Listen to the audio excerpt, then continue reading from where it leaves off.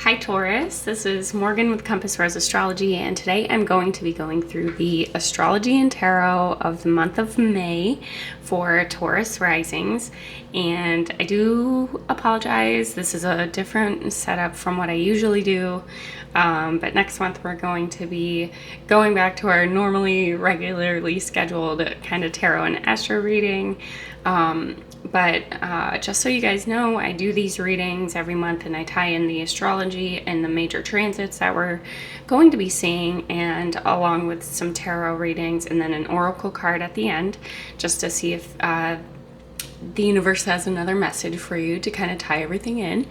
And I do these readings from the rising sign perspective. So you'll see Taurus is over here in the first house. And these are general readings, so feel free to take what resonates and leave what doesn't. And yeah, I guess I'll just jump in here. So we do have a lot happening this month in May. And first and foremost, what we're going to be seeing right off the bat on the first, we're going to have Pluto. Actually, I wonder if it would be better to have this down here so you can see it. There we go.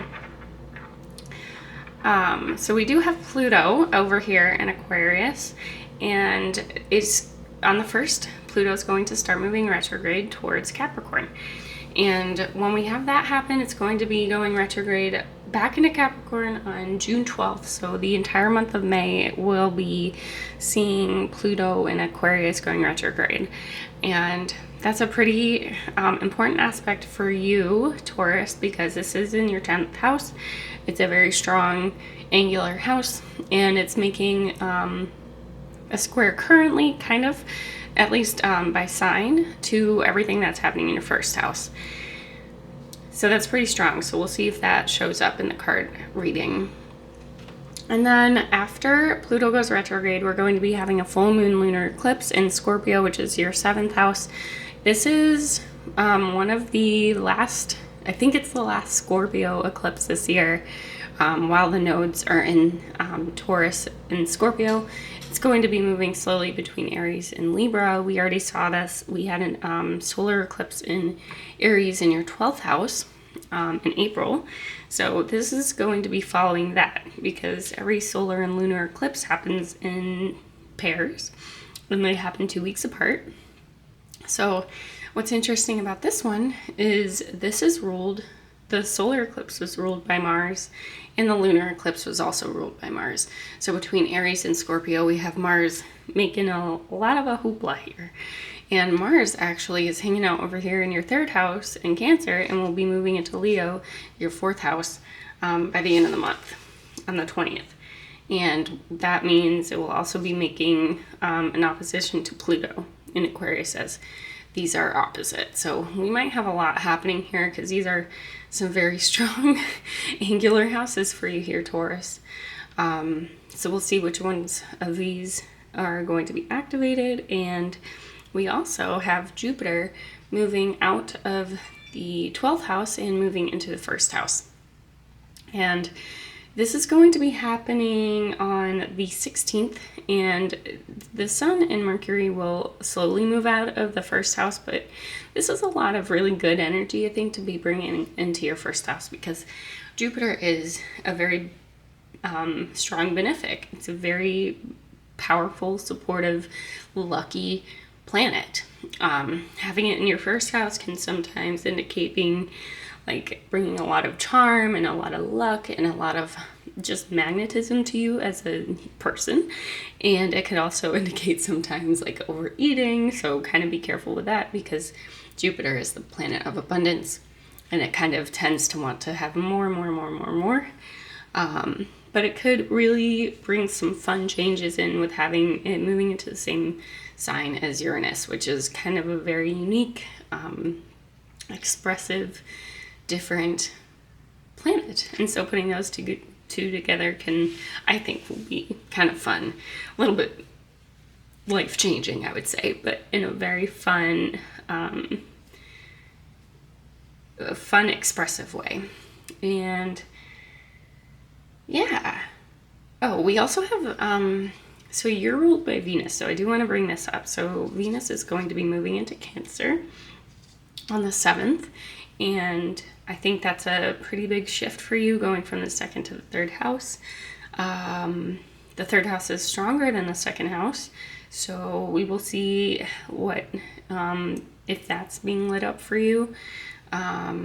And yeah, so I don't have any of my normal cleansing tools because I am in a new space this month, but I did shuffle with the intention to cleanse and to bring in all positive and supportive and constructive information here for you, Taurus.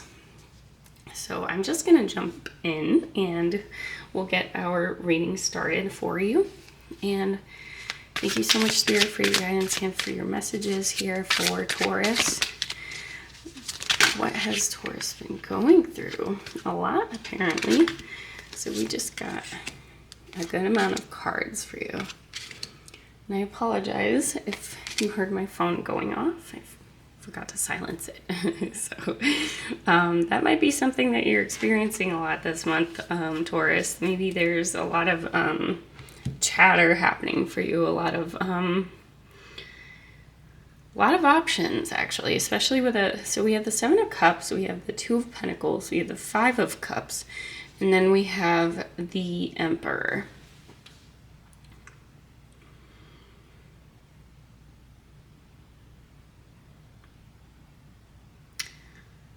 So what I am seeing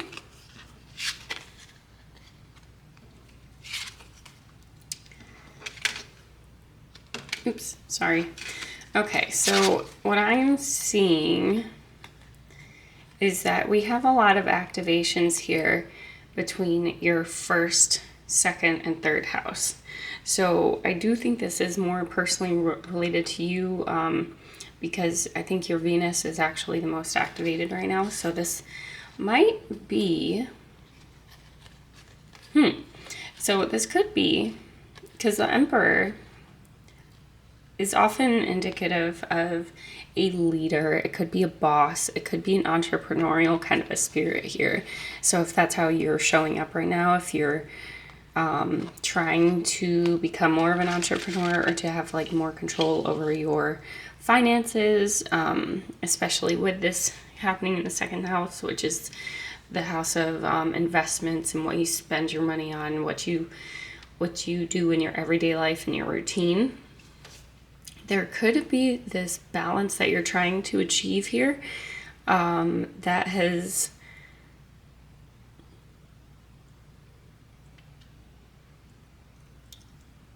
I think what you've experienced recently is that maybe honestly what I'm strongly getting here is that there's like a fear of making some decisions here based off of past experiences that might not have resulted in the actual conclusion or the results that you were hoping for. And this could even be that perhaps you were a entrepreneur or like started like a new business for yourself, or that you got a new job or got a new position or something, and you were forced to make a choice, and perhaps maybe what you experienced wasn't exactly what you were hoping for. And I think that right now there's just this fear of doing that again and not seeing not knowing what is coming, and also not seeing the truth of a matter.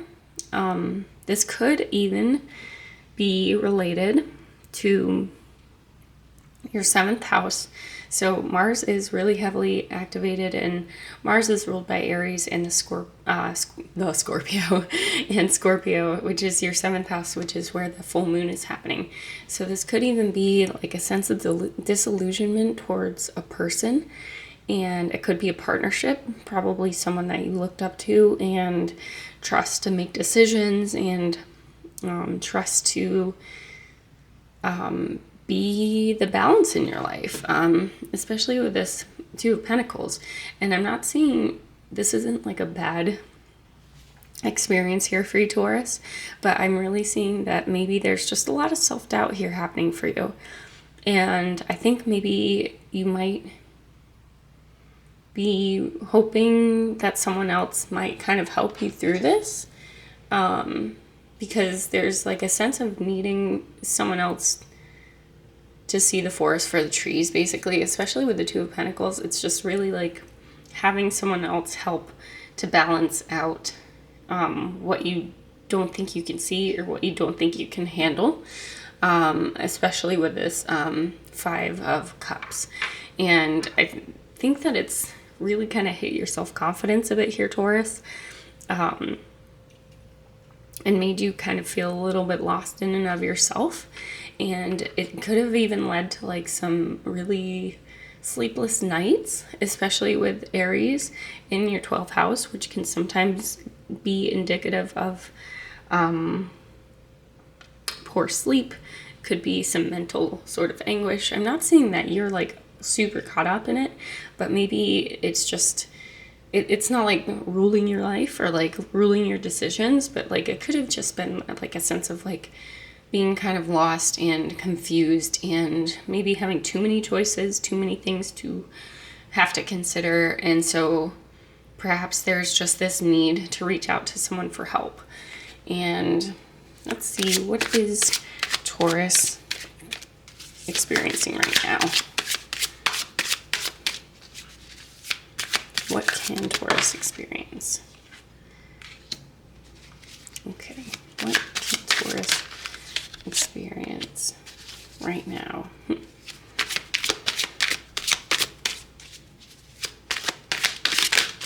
Ooh, that's too many cards. Let's try not to, let's just get one more card, please. Thank you so much, Spirit, for your guidance and for your clear messages to help Taurus.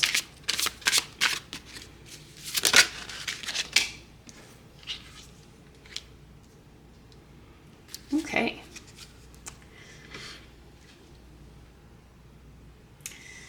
So we have the Eight of Pentacles, we have the Ten of Swords, and the Two of Wands.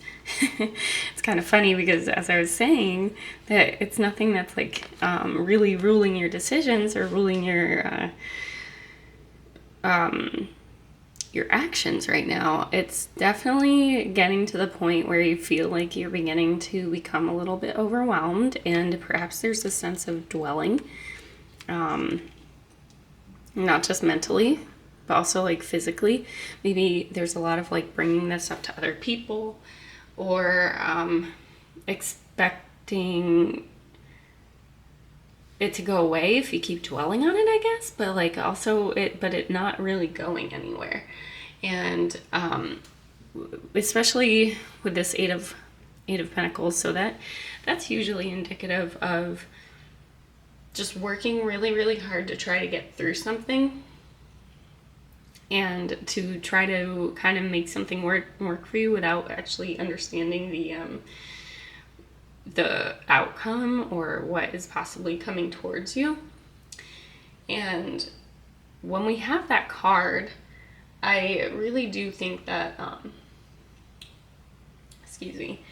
there's like this passion here that you have that is like really makes it so that your mind can focus and can be dedicated to something. But sometimes when it's something negative, I think that your personality can sometimes get a little too caught up in these thoughts and this dwelling. And I think what you're trying to figure out right now is because especially in this line right here, I think maybe you're discovering that this is something that you have to do independently. We do have two cards here, so I think there's definitely a different consideration that you have to bring in, and not just other people, but maybe two sides of yourself that you're trying to balance here, and you're attempting to make the right decision for both sides of who you are. And when I say that, I mean it in the sense that, like, maybe there's a side of you that really, let's see what's being activated. Let's see.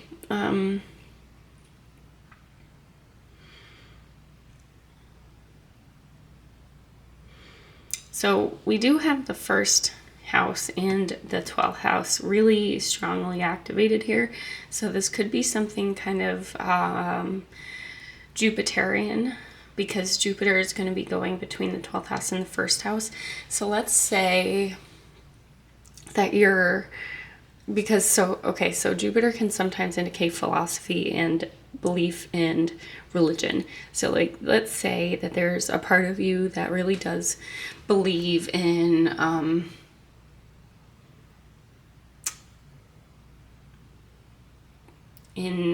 let's say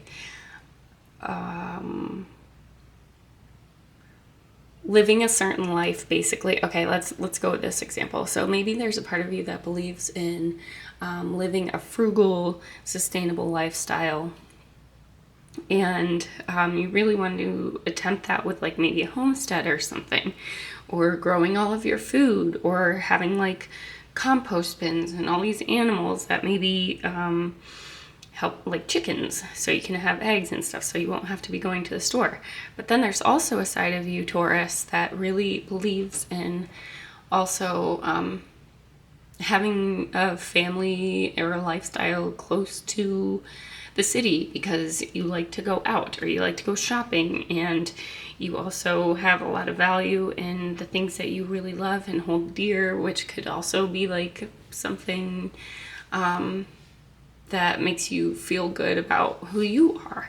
Like, I don't want to say just shopping, but maybe that, like, there's certain kind of foods that you really enjoy getting, but you have to get it in a city or at a conventional grocery store that you can't just grow or produce yourself. And so maybe this is something that you've, like, been kind of back and forth about in your life, because you feel like maybe living one style is disingenuous to another lifestyle. But there's, like, this kind of battle here that, like, you think, oh, if I just work hard enough, maybe I can be this perfect person, be this perfect example of this certain lifestyle. And it's just not always that easy. Like, there's kind of a balance that you have to have between the two.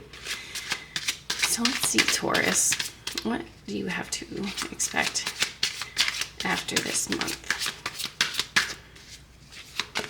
Ooh, lots of cards, but yeah, okay, we'll just go with it.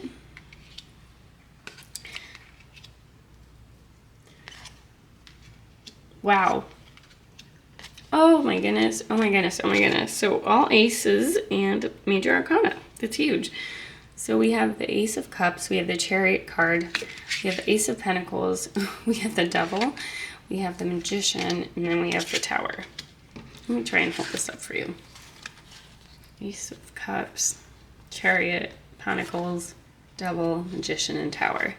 So whatever this is for you, like, this is a complete shift, and there's an ability to just do something that not only makes you emotionally happy and fulfilled, but there's also, like, some sort of a foundational structure, safety, stability that you're looking for. And it could be something like having a homestead, but also being able to, like, live close to your creature comforts and to maybe a job or something, being able to balance those both, or maybe making a homestead out of a job.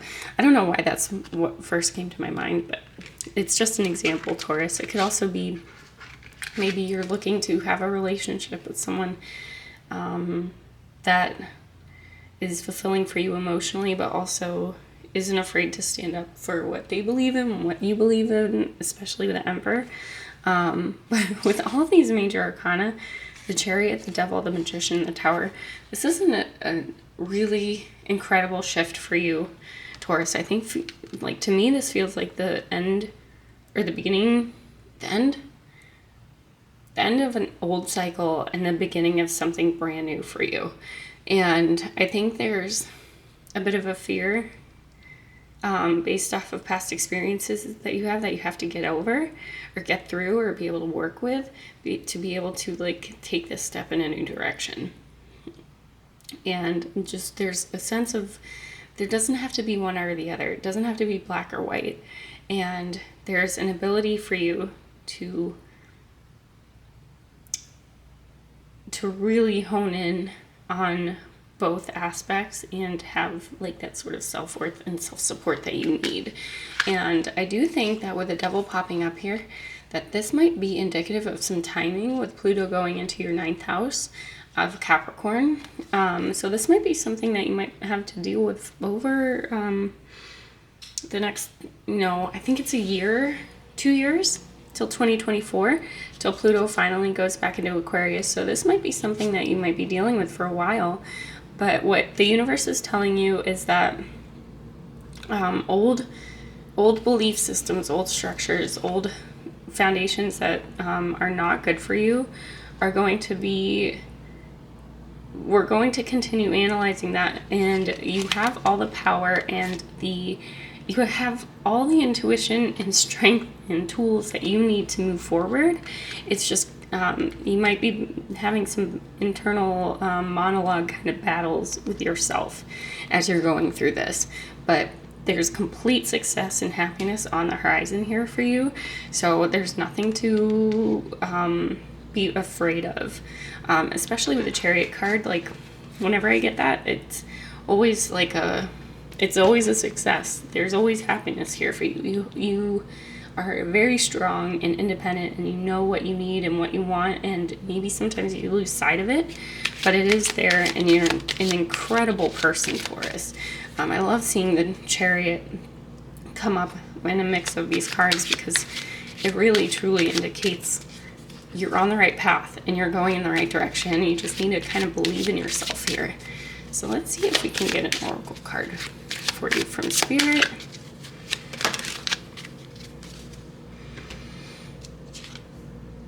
Okay, we got horse, travel.